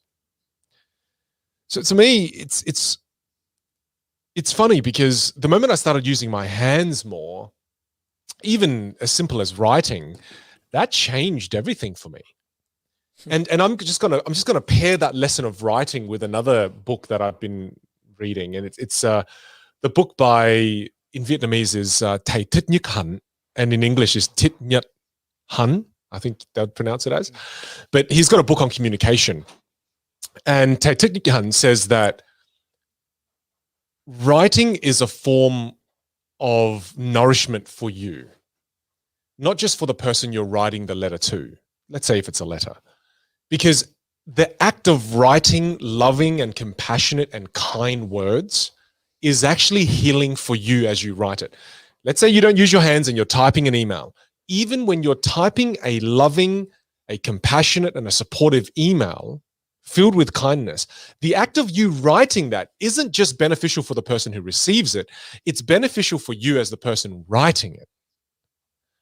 And when he wrote that, I was like, what? That is such an interesting spin that I'd never thought of. I always thought of me, if the moment I do something nice for someone, I just think, look at them, they're about to receive this nice thing. But I don't realize that I am the beneficiary of that kind act, even when I write it. It's a form of nourishment. I never thought of that. So combining that all in, to me writing to myself now, I've been writing kind stuff to myself in this journal, which I have to admit, when I wrote it, it felt so lame. I was like, you are gorgeous. Yeah, I didn't write that, but I am. But writing things like, you are amazing at what you do. Yeah, I did. I just didn't want to admit it. But it's writing things like, you are an amazing dad. You're trying as hard as you can. Like, I know it feels so weird saying it. But when I wrote it, before I wrote it, I judged it immensely. After I wrote it, I went, oh, thanks, man. You know, it's like, it was so weird, but it's. Well, we're often our own harshest critic, right? So I think it's important because I do something similar when I'm journaling too. If I'm having a negative thought, I always think, well, how can I turn this negative thought into something positive? Like, even if it's with, it could be someone that's annoying me or something like that. It's like, all right, well, is there an angle here to show that person compassion rather than just having that negative thought looping around in my head? Because I think that's also an energy form. If you're sitting there walking around with 50 negative thoughts about yourself and other people and what's going on in your life, it's going to be pretty hard to find the time and space for, call it, this proactive energy to come through. And it's amazing how writing it down can help remove, well, for me, it removes the loop, because it'll be like, oh, blah, blah, blah is annoying me because of this. And then it's like, all right, the next sentence might be, well, what do I appreciate about that person and what might be going on that I can't even see that's resulting in that annoyance, to turn it, instead of a form of judgment, into compassion. I think there's power in that too. And you could do that with anyone, like your greatest adversaries, your biggest rivals, people that you, quotation marks, hate. Like, there's always a way to show some form of compassion, because even if somebody's done something super negative to you, there's probably a lesson in it of some shape or form. And writing that down is a pretty good way of working through it, I think. Yeah, and I mean, it aligns with what this book is saying as well, because it's encouraging us to do things with our hands. And I think we don't do enough of that. I think that's what also drew me to magic, is because I'm doing things with my hands. It draws me to archery is because I'm again doing things with my hands. I think there's an element that we're missing out on when what we're creating is behind a screen and it's not in front of us. It's why I think, again, I started painting rocks. We got bored during lockdown, so I started taking action, thinking, use my resourcefulness as an entrepreneur. What do I have in the house? What can we do? And we had a bed of rocks that would just look lame. So we started painting them. And I got to tell you, man, before I did it, again, you just go, oh, this is so stupid. What am I doing? Fell in love with it, did it for hours. And I sent you a picture of me painting all these ridiculous faces, and they look quite good. But that's what you wrote to yourself in your journal. You're like, You're an amazing artist. You are incredible. Da Vinci would be ashamed of himself. But it's just modern day Da Vinci. It's just me doing these things with my hands. It opened a different part of my brain, for sure. For sure. So I think, the lesson from the book is find opportunities where you can do things with your hands. Get away from the computer a little bit. If you want to be more creative, you've got to get away from the screens. Because here's the thing. When you're using the screen, you're consuming. You're not creating. You're consuming. When we're on our phones, we're consuming. And I think we've got to be conscious of that, of balancing consuming with creating. Yep. Because creating is linked to knowing yourself. Consuming is an endless pit of misery. So it's not always misery, but it becomes misery when you do it for too long. So I think you've got to create for the sake of getting to know yourself, and you've got to consume for the sake of distraction, because sometimes in life we just need a distraction. So to me, it's the balance of getting to know yourself and distracting yourself. Careful it's not too lopsided. I like that. And just as you were saying that too, like when we think about pursuing passions, and sometimes that inner voice will be like, oh, that's a waste of time, or I shouldn't be doing this. I think a powerful tool to overcome that is by gamifying things. And it's funny what you can gamify in your own head, even just with a piece of paper and a few tick boxes. Like even things like building Lego, right? Like you could make a list and be like, all right, every time if you're building, the animal park set, like you write that down and it's a tick box. So then you have something actually complete, even though it's play and all of that. You could even you can hack feeling that sense of achievement and momentum, even with mundane. Like I loved it even the other day. My wife, the kids were mucking around to give them some structure. She just gave them a list of like 6 chores to do with a tick box on it. And you should have seen how much they loved it. And then they would have the marker, they would go and tick it off. They would then go do the next chore and then tick it off and then high five and then celebrate. And at the end, a little chocolate as a reward. Like something that usually would have taken like, oh, come on, boys, go do it, repeatedly asking them to go and do their chore, was just turned into a game. And you could do that with anything, whether it's reading a book or maximizing the time you spend on Instagram. Like you can gamify so much. Moving forward with another lesson that I really liked, and I love you to throw in a lesson that you liked as well. I know I'm kind of taking the wheel here and throwing in what I found to be useful. Good. I like the part where the author talks about school yourself. You have to be curious about the world in which you live. Don't ask questions before you Google it. You'll either find an answer or you'll come up with a better question. And it made me think a lot about curiosity, because again, the statement he wrote was you have to be curious about the world you live in. I feel like because information is at our fingertips, we're no longer curious about things. I mean, I feel like when I was younger, and I don't know if this is a false memory, but I feel like I used to be more curious, I wonder how many people live in Malaysia. I wonder what the population is in Kuala Lumpur, or I wonder how long the biggest anaconda is, or I wonder what the force at which an alligator can bite is. I feel like I used to wonder those things more. And I feel like there's going to be somebody listening to this that's going to send you the answers to all of those questions. You do realize that. Yeah, but I mean, do you feel that we're less curious now because we know we can get all of the information within 5 seconds? Yeah, for sure. I think it would be really interesting. I'd love one day to get all of my Google searches over the years and then see like, what are the questions that I've asked and what were the things? Because I think Google would be a really cool place to start to be able to track your curiosity. Well, but do you think you are more curious now than when you were as a child? Or do you think you've become less curious? I think I've become less curious.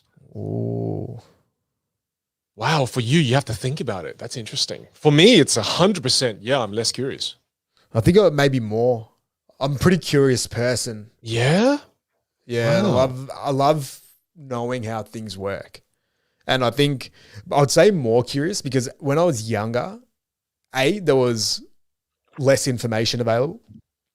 Mm-hmm. And B, you don't like curiosity kind of compounds. Like the more that you dabble in and that you explore, I find myself, I get more curious about that thing.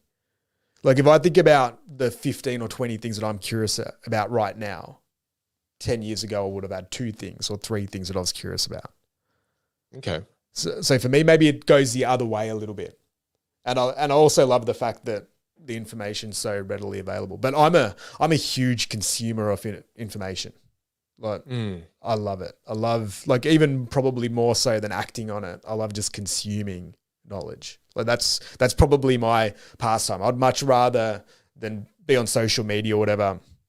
I'd rather be reading a book or Googling something, researching something. It's pretty natural for me. But it also made me think maybe of less curiosity. playful though.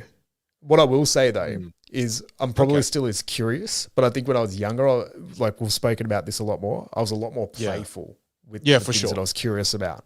And you go and try things and you do whatever and all that. Whereas nowadays, maybe that's just with age, you think about it a little bit more and plan it out. The way I've thought about play real quick as well. But I mean, the way I thought about play in recent kind of months is that play helps with the learning process, and play is vital during learning because it makes learning fun. Because like we mentioned before, when you're learning something new, it's a form of suffering. You suffer, man. It's hard. So then when it can be playful in nature, the learning, then it helps make the learning process more, you can endure it better. It's why when I created my online course this time around, I sent you a bunch of silly videos that I make. I do all these little silly gags and side videos because it makes the learning process more fun. And that's why anytime I learn something new now, I try to make things more fun for myself. Even, instead of just shooting this black board, I buy targets with different shapes on it, and just to make anything to make it more fun. I get a Bluetooth speaker and I play Lord of the Rings to pretend I'm Legolas. Anything I can do to make things more fun. I think that's a very important part of learning. So think about play when it comes to learning and see how you can kind of mix that up to make it more. Even all those words that we've been mentioning, like learning, playing, curiosity, enjoying stuff, like they all kind of go hand in hand. There's nothing... It just shows you that you can do things from that perspective. Like even when you were talking about your journey and, how it was so focused on, call it the financial aspect of it. If you actually look back on it, I'm sure you'll also then see that you did sprinkle enjoyment and play in there, but it probably just feels like it wasn't as magnified because you had a different perspective on how you view it now. Right. Like, it was probably because I was taking it very seriously. You're taking it seriously, right? Because it was a career and you try to master it and you try to make it in a pretty tough environment. But even when I remember when you were saying that story, like I was looking back on it, like I've been on the road with you and I'm like, it's pretty fun. Like, it wasn't like, all right, guys, I'm going to bed at 6 p.m. because we're out tonight. Like we were going to comedy shows and you had one of your best mates, Craig, with you on the road all the time. And like, I look at that and I'm like, I actually feel like you did make it pretty fun, but it maybe didn't feel that way. Like as an external viewer, it's different as well. But I think that, the point of that is that anything that we do, depending on how we tell our story towards it, it'll play out that way. Like you could do something and you could tell yourself like the exact same thing and you can tell yourself two different stories. Yeah. It could be like, my ex-wife was the best ex-wife that I've ever had in my, I don't have an ex-wife by the way anyway, but it's like, she was the best ex-wife that I've ever had and I learned so much from her and we had an amazing family. Or you can go with the lens of my ex-wife ruined my life and took everything from me. It's the exact same thing that happened. The only difference is the perspective that you're bringing to it. It's like in life, we're all painting pictures, but some of the paint we use is permanent and some of the paint we use is washable with water. Which paintbrushes, which memories are you painting with a permanent marker and which ones are you painting with a washable paint, right? It's so true because you're right. To every relationship, to every friendship, there's the good moments and the bad moments. And you get to choose which one gets painted in with permanent and which one gets painted in with washable ink.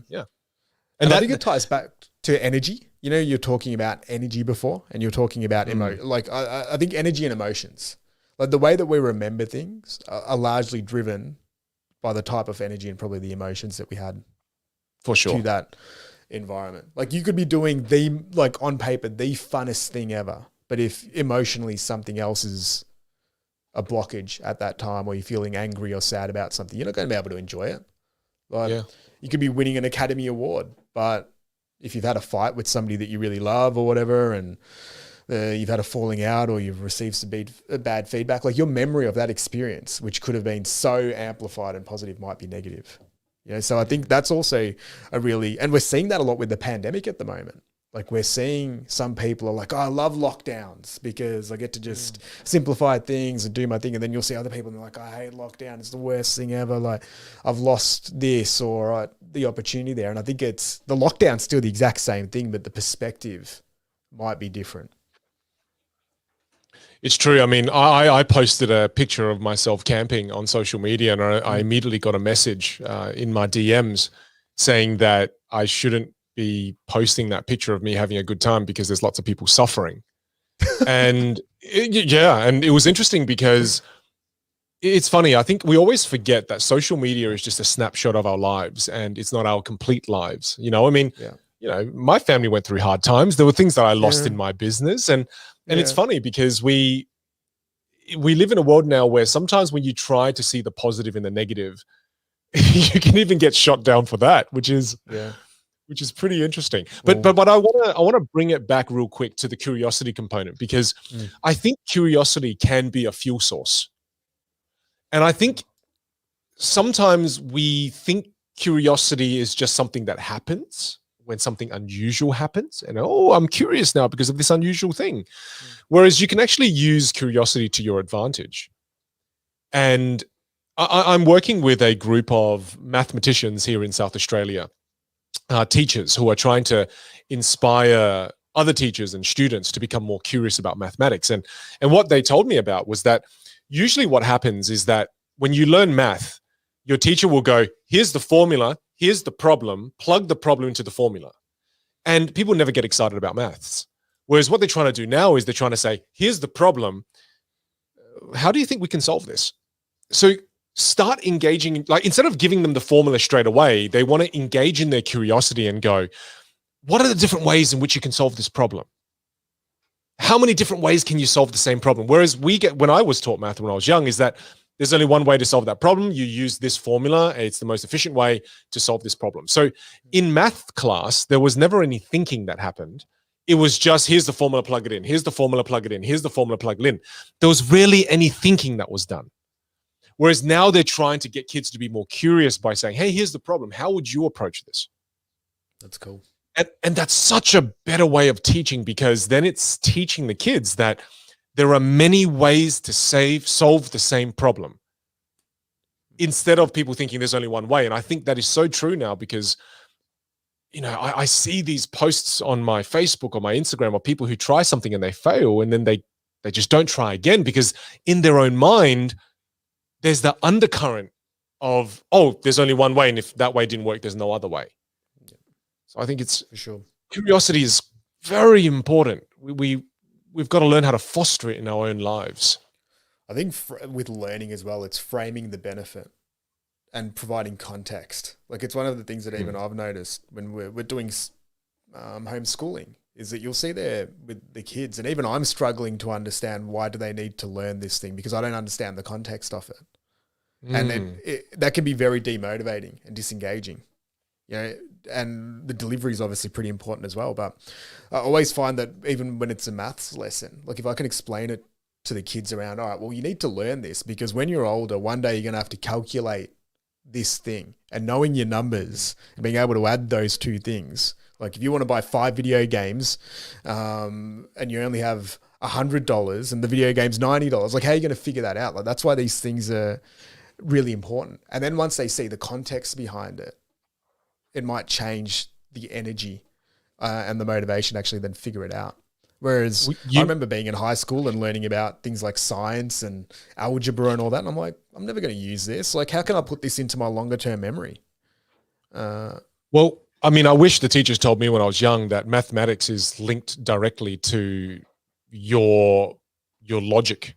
The better your mathematics, the better your logic, and the better you're able to negotiate. I mean, you think about any time someone is trying to convince someone of something, they use statistics. And statistics is mathematics, right? And, 97% of people who do this get this. Or again, if you don't have a strong grounding in that, your ability to think in an entrepreneurial way, in a logical way, in a creative way is severely limited. But yeah, you're right. You're absolutely right. For sure. Especially around negotiating and deal making. Like it's an art form that is fully combined on combining mathematics and conveying value through the data. and then combining that with storytelling and a narrative of benefit, right? Like that's all it is when you're developing a partnership with someone.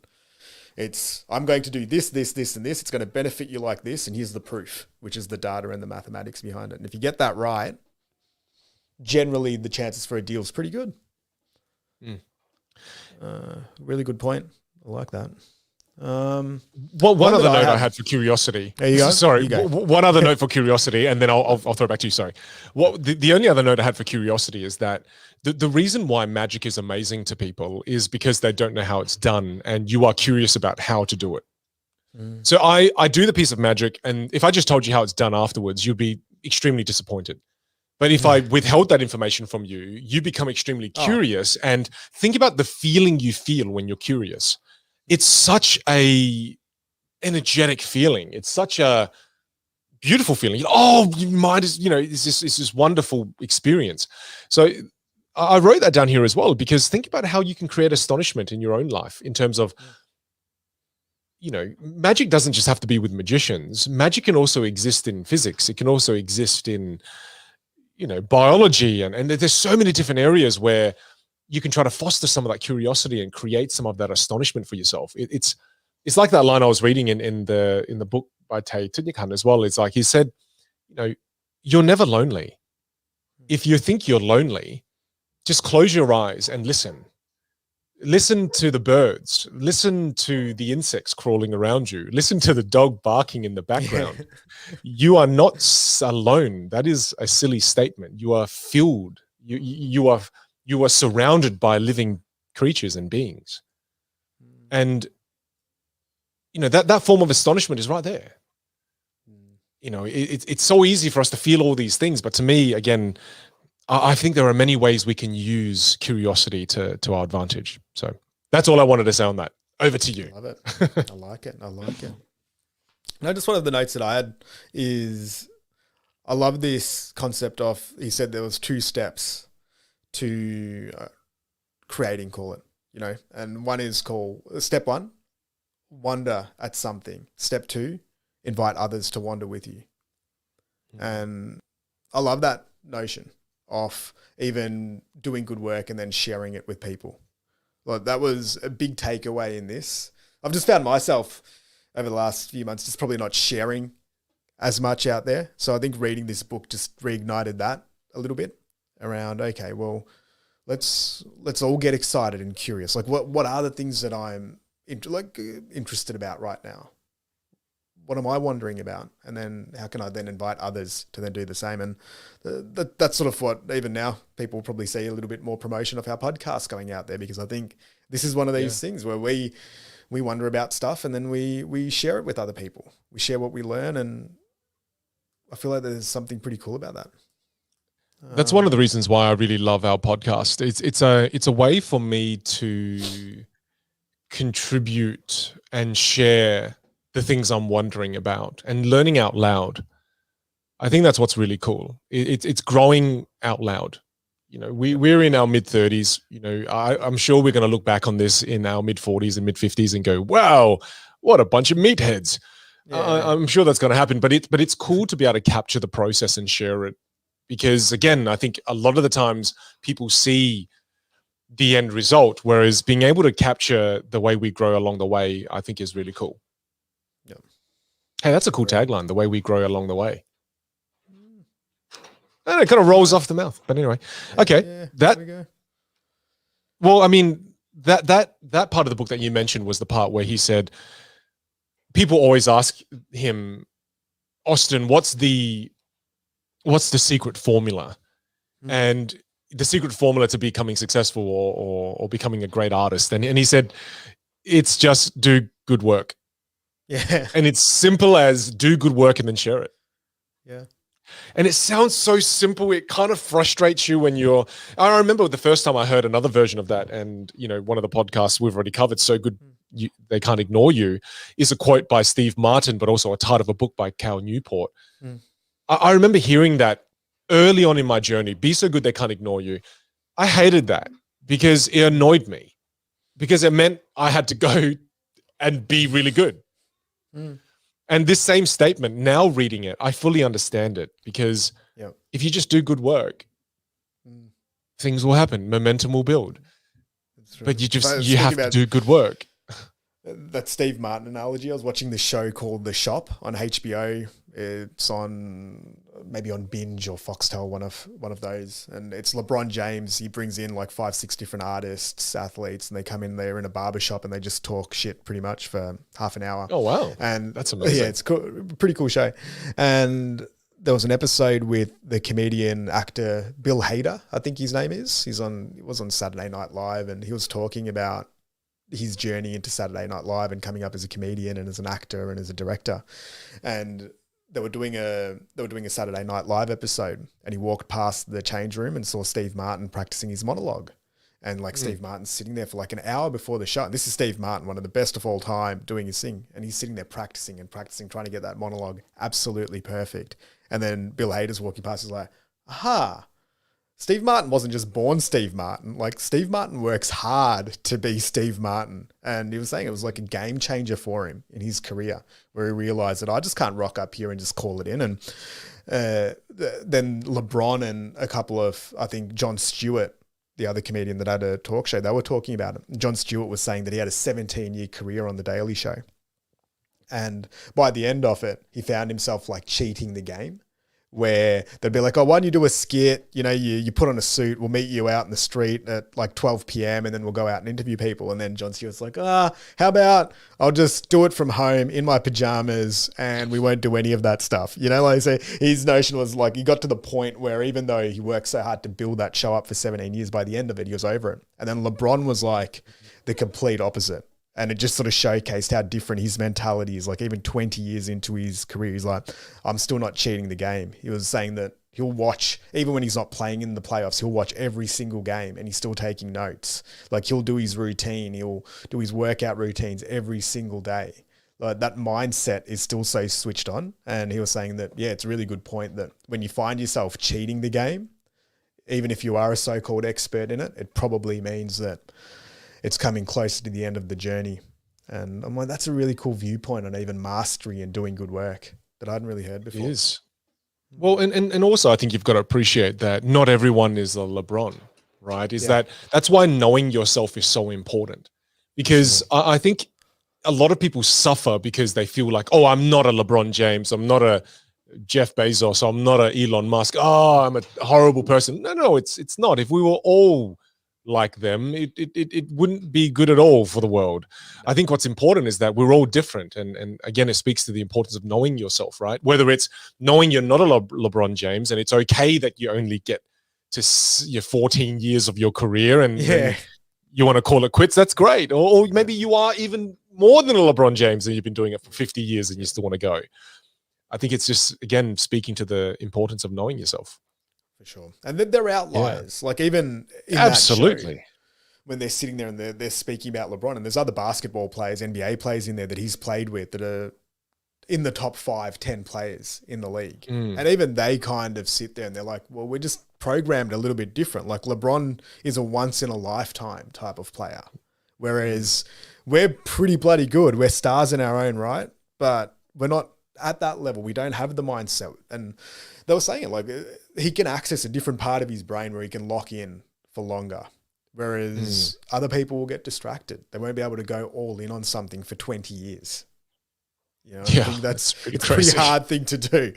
And that's the difference. Is like the people that we celebrate are often those people that have gone all in on something for 20 years. And then we can feel like, oh yeah, I'll never be that. But geez, if I can be 80% of those people that were all in for 20 years, it's still going to be pretty good. Another one that I really liked from the book was the whole concept of building your own world. And the author writes, you build your own world. You don't have to live anywhere other than the place you are to start connecting with the world you want to be in. And I think that's become very relevant for all of us here around in Australia right now, because basically the whole country almost is locked down, and Sydney's extending the lockdown, I think, and hopefully Melbourne and Adelaide get out of our lockdown today. And who knows, we might get locked down again in a month's time, right? But what it's really proven to me during this lockdown period is that build your own environment. I mean, if any of you see the video right now I'm in my studio. Ali is in his studio, in his home, and we've built an environment for ourselves. you know, and I think you be resourceful, do what you can with what you have, but you can build your own space.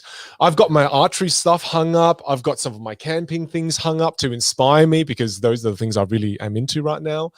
I've got pictures up. I've got quotes. I really think there is something about creating your own space and your own world that you want to be in. You know, even like you, Ali, I know you've got pictures of people who inspire you, books of, you know, the people that inspire you up. I think it's, you know, don't not do that. I think do that, because every little bit helps, especially when we're going through such tough times like we are right now. Any little bit helps. Even for me, having every now and then putting our logo up inspires me and go, oh, yes, I do love our podcasts, you know, and I've got certain words that I put up in neon lights over in my office. I've got one that says break the mold, you know, remember to break out of the norm. So I think it's important to put a little bit of effort into creating the world that you want to exist in, even if it's the small space you have called home. You know? Sure. Yeah. Creative. Yeah. Get creative, like what you said. Like even just little things like there's you could go to full on levels, like creating studios and doing all those and office spaces and stuff like that. Like I know a lot of people are working from home, like get that space as nice as possible if you can. But I think just even little things, like when I saw you posting, like I know you love starting fires in the fire pit. So I went down and for $50 got a fire pit, and that's been a game changer for the family during lockdown. You get little bits of wood and we roast marshmallows on it and sit outside, listen to music. You look at the sky. Like it's awesome. Like something so simple has given us hours and hours of enjoyment. And it's been happening nightly in the Zhang household, you know, fires every night. Yeah. It's amazing. Go into the garage, just find something that makes something old new again. You might find some old toys, if it's or Lego or Matchbox cars or whatever it is, dolls, like there's so many ways to be creative. I mean, even if it's like, if you've got a journal or something you write in, writing a few words that you see every day is so important. That's a part of your environment. Another point in the book earlier on that it talks about, where is it? It says, where is it? It's the whole point about influence, and you are your surroundings. Do you remember that part?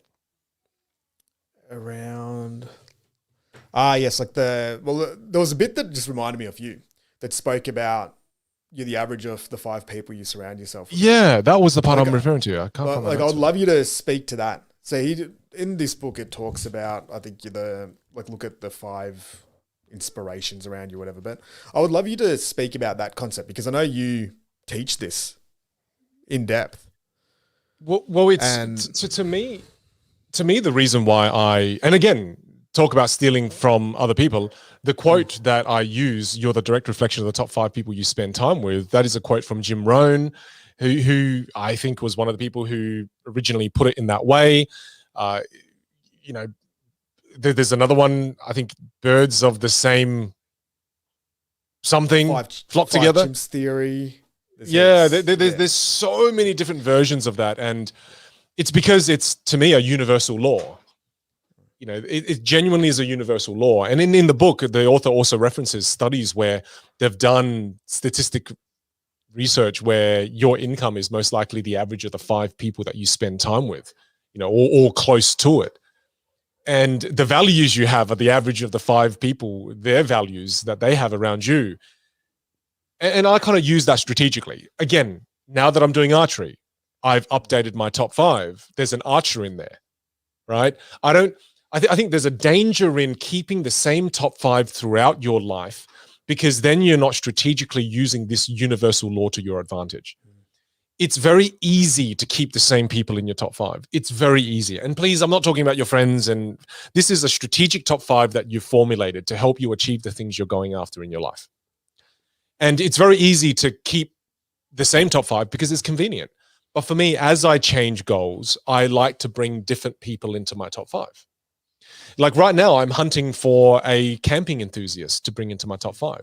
I'm looking for someone who understands, you know, what vehicle do I need to optimize the camping experience? What trailer I need to get? What types of tent? What type of materials the tent should be? what type of awning I should get, what type of, how many liters of water do I need if I want to go on a 3 or 4 day camping trip. So to me, I align my top 5 always with the things that I'm trying to do in my life. That's it. It's simple as that. It's whatever you're trying to pursue, who in your top 5 is currently able to help propel you in that direction. Yep. I remember you also saying once that you can have different types of top 5. And you can absolutely even do those like, so you can have your, your family and friends top 5. You can have your work top 5. You can have your business top 5. You can even start breaking it down like that. So then you can start. It's a really cool platform to evolve your network and your community. That's what I find. It's a cool, practical way even to list it down and to be conscious of how that is, because I think the people in our lives often happen quite organically. And it's not something that you really consciously change too much if you don't think about it.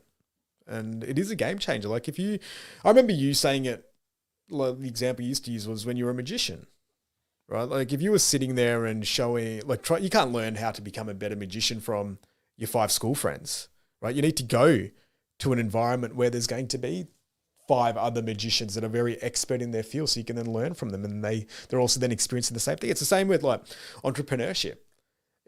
Speaking to your friends and family about your business idea is going to be great, but it's going to be a lot different going to, say, a startup grind event or to an entrepreneurship organization event where you're speaking to a whole network of people that are experiencing that thing, that know exactly what you're going through, that can give you tailored and specific advice on that.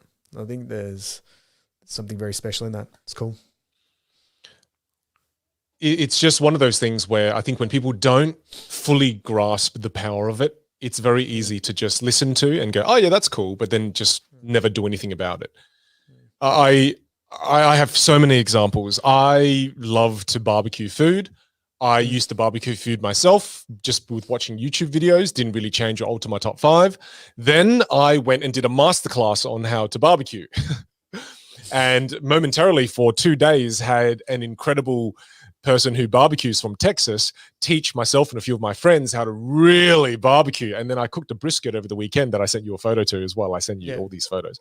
Yeah. And dude, it was the best brisket I've ever had in my life. Better than the brisket I have to say that I had in Texas, which Texas is renowned for it. Yeah, but wow. I couldn't believe that I cooked it. Like the shock that I was in when I ate it was unbelievable. And it was unreal. I remember when you cooked that tomahawk steak. Like I still think about that. Yeah. It's ridiculous. It's ridiculous. Yeah. It's ridiculous. But it is really good. But to me, it's just when you apply this lesson once and you truly understand the power for it, forever, it becomes a move in your toolkit that you use. I use it all the time, yearly, every year, all the time. Yep. I really like this next lesson in the book, and I'd love to hear one from you as well as we kind of round out the podcast soon too.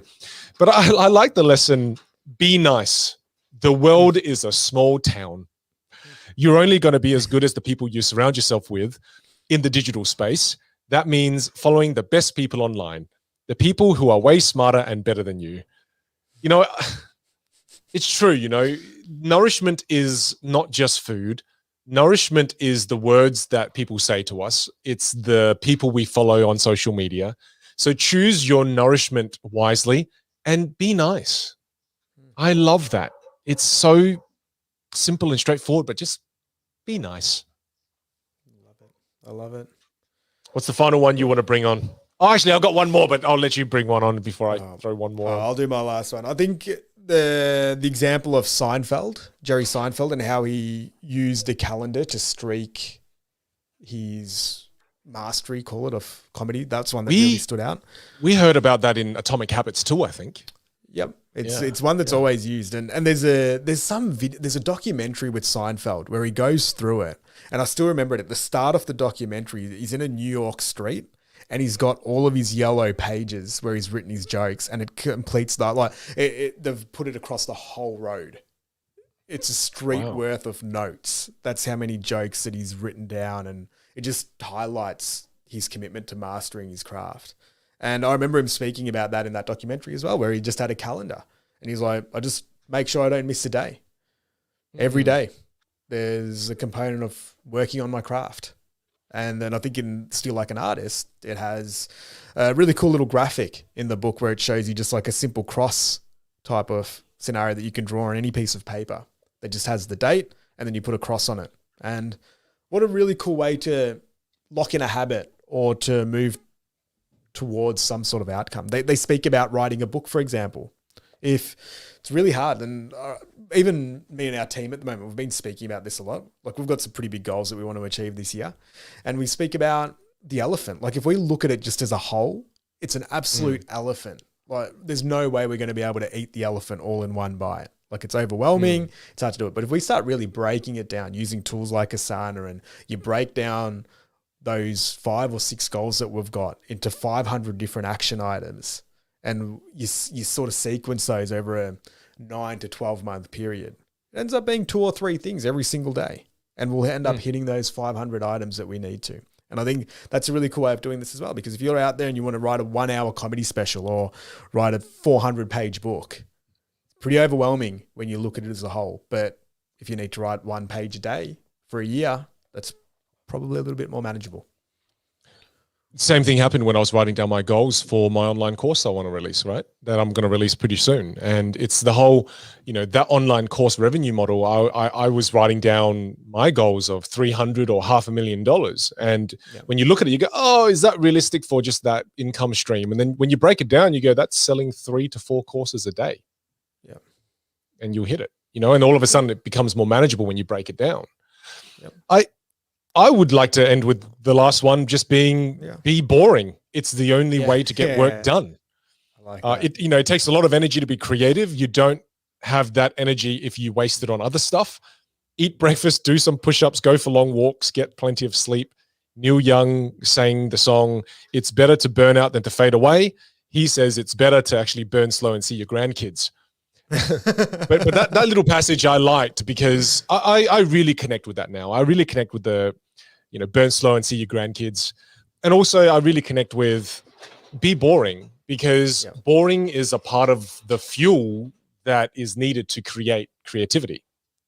So I kind of try to schedule in a few things that I find boring, and I am proud to say that I do the dishes daily. Extremely boring task for me. I don't listen to a podcast while I'm doing it now, because I used to, because I thought, you know what? It's good to just let your mind settle. And when I look at the campfire, I just look at the campfire. I'm not on my phone. I just look at it. And to me, I equate that to when we engage with things, it stirs our mind. And if our mind is like a pond with dirt, the more you stir your mind, the more muddy it gets. When you don't do anything with your mind and you just sit and allow yourself to be bored, it's a form of settling your mind. And when I look at the fire or just do the dishes or vacuum and mop, I do those things also, I just settle my mind. My mind feels settled when I finish it. It feels still. And I believe what the author said. And that's when my most creative ideas or creative thoughts come to me, is that when my mind is still. So be boring. It's the only way to get some creative work done. That's why everyone always says, right? I had the idea while I was, like, I dreamt about it, or I was in the shower, or I was driving. Toilet. It's doing these things that do calm that down. I think there's a lot of potential evidence around that to get that real deep level of creativity and insight, it's hard to do that when there's a lot of noise or activity. So I love that finishing lesson, my friend. Very nice. Hey, this was a great book, and I encourage you all to jump out and grab it. I mean, I just read it on the iPhone, but I know you encourage people to get the physical copy because of the brilliant artwork. It's nice, and it's designed really nicely. It's got it's just really nice bite-size chunks of wisdom. It takes about an hour to read. It's it's not that onerous. It's a good one to have around. I like it. Last one. I love this that the author said, and I'm going to butcher it, but he says, when you copy one person, people will perceive it as being plagiarism. When you copy from 100 people, people see it as being the most original thing they've ever seen. I love that. I hope that this book has inspired you all to not have a negative view on emulation. Emulation is a wonderful thing. Chefs do it. Athletes do it. Everybody does it. I do it. Ali does it. And you should too. Thanks everyone for joining us for this episode. We will see you in the next episode when we review the next book. And thanks to everyone who joined us live, and subscribe to the podcast. Bye.